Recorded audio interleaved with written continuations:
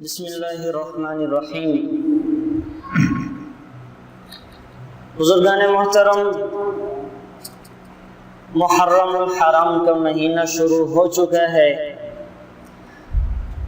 مہینے سارے ہی اللہ کے ہیں، محرم، صفر، ربیع الاول، ربیع الثانی، جمادی الاولی، جمادی الثانی، رجب، شعبان، رمضان اور ذی الحجہ تک یہ سارے مہینے اللہ کے ہیں، اور جنوری، فروری، مارچ، اپریل، مئی، جون، جولائی، اگست یہ بھی اللہ کے ہیں۔ لیکن ایک شمسی کیلنڈر ہے اور ایک قمری کیلنڈر ہے۔ اللہ تعالیٰ نے مسلمانوں کو بطور خاص قمری کیلنڈر دیا ہے، چاند کا کیلنڈر دیا ہے کہ مسلمانوں کی عبادتوں کا تعلق وہ چاند کے دیکھنے کے ساتھ ہے۔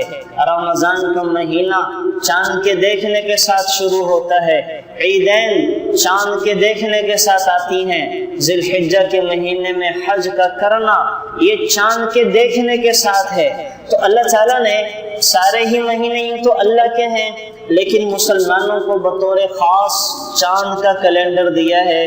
تو گزارش یہ کروں گا کہ اپنے بچوں کو چاند کے کیلنڈر کا بھی بتایا کریں، انہیں بتائیں کہ 1441 ہجری شروع ہو چکا ہے، رسول اللہ صلی اللہ علیہ وسلم کو ہجرت کیے 1441 سال بیت چکے ہیں، اور محرم کا مہینہ یہ اسلامی سال کا پہلا مہینہ یہ شروع ہو چکا ہے۔ ہمارے بچوں کو انگریزی مہینے کا تو پتہ ہے، لیکن اسلامی مہینوں کا پتہ نہیں ہوتا۔ تو پہلی گزارش تو یہ ہے اپنے بچوں کو ان مہینوں کا بھی تعارف کروائیں۔ اور پھر محرم الحرام کا مہینہ، اس میں ایک دن آتا ہے عاشورہ۔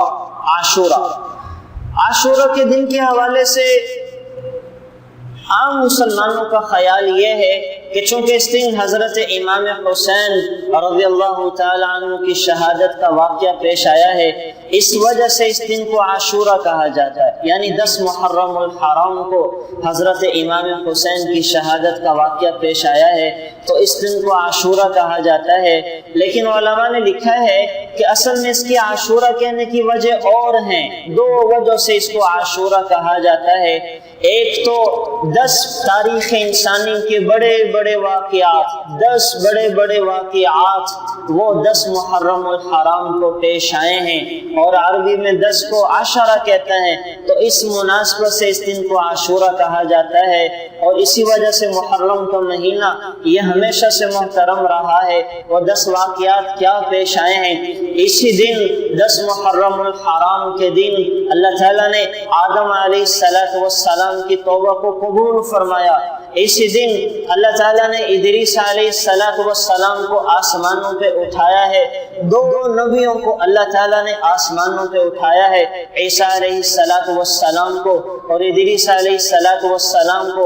عیسیٰ علیہ السلام دوبارہ تشریف لائیں گے، امتی بن کے آئیں گے، اور ادریس علیہ السلام کو ہمیشہ کے لیے آسمانوں پہ اٹھایا ہے۔ اور تیسرا واقعہ وہ نوح علیہ السلام کی کشتی کو اسی دن اللہ تعالیٰ نے جودی پہاڑ پہ جا کے ٹھہرایا ہے، اور اسی دن اللہ تعالیٰ نے ابراہیم علیہ السلام پر ان کی آگ کو گل و گلزار بنایا ہے۔ اور اسی 10 محرم الحرام کے دن اللہ تعالیٰ نے موسیٰ علیہ السلام کو فرعون سے نجات عطا دی ہے۔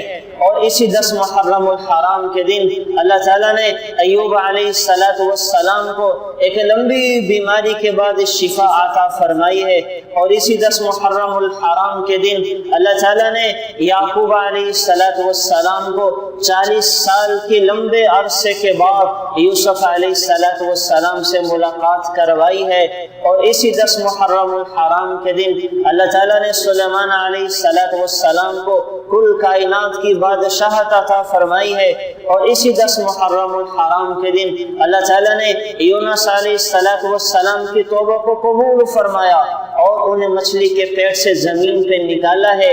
اور اسی 10 محرم الحرام کے دن اللہ تعالیٰ نے عیسیٰ علیہ السلام کو آسمانوں پہ زندہ اٹھایا ہے، اور ان سب پہ چھا گیا حضرت امام حسین رضی اللہ تعالیٰ عنہ کی شہادت اور اہل بیت کی شہادتیں وہ ان سب پہ چھا گئی اور ان واقعات کو چار چاند لگا دیے. تو ان واقعات کی وجہ سے اس دن کو عاشورہ کا دن کہا جاتا ہے. اور بعض علماء نے لکھا ہے کہ عاشورہ اصل میں عاش نور تھا، یعنی جو اس مہینے کا احترام کرے گا، جو اس مہینے کے تقدس کا لحاظ کرے گا، اللہ تعالیٰ اسے عیش والی زندگی عطا فرمائیں گے. تو اس وجہ سے اس مہینے کو محرم الحرام کا مہینہ اور اس کی 10ویں تاریخ کو یوم عاشورہ کہا جاتا ہے.